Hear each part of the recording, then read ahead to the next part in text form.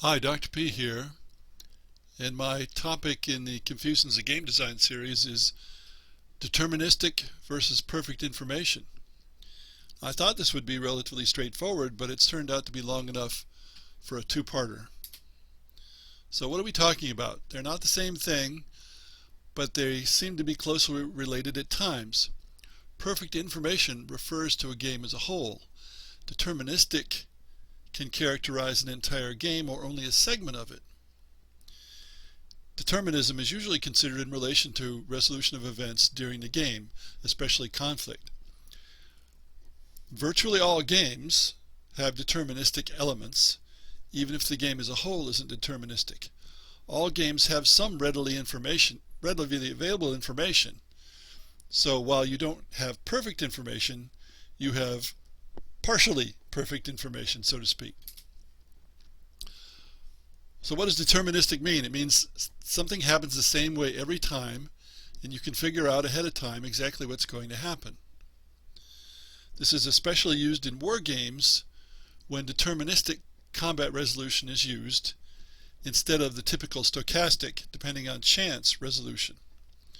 So many war games use dice rolls and tables of one kind or another, but some don't. For example, diplomacy uses deterministic combat, but that's mitigated by the simultaneous resolution of all player moves, so there's still some uncertainty involved. Chess, checkers, Go, other classic games all use deterministic combat, and there is no uncertainty. That's not realistic, but it satisfies many game players because it provides control. And game players want to control, especially the serious ones. Some of the non-serious ones don't care. So you could combine deterministic methods with non-deterministic things, or deterministic things like hidden movement that are deterministic but uncertain, so that you don't have perfect information. Perfect information means that all information other than the intentions of other players is available to the players. Everything can be seen on the board or whatever you're using. That doesn't mean that it's deterministic as well. In a sense, determinism sort of is a prediction of the future. Perfect information is you can see everything as it is now. Now contrast that with card games, which by their nature are rarely perfect information. The cards are designed to hide information from the other players. So if a player has cards that only he or she can see, then that's not perfect information. What about dice rolls? Well, it depends, but in general, when you have dice rolls, you have some uncertainty. Some people would say, well, you can calculate probabilities in many cases.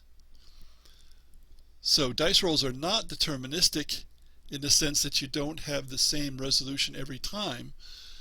It comes close to a form of perfect information insofar as you can calculate what might happen.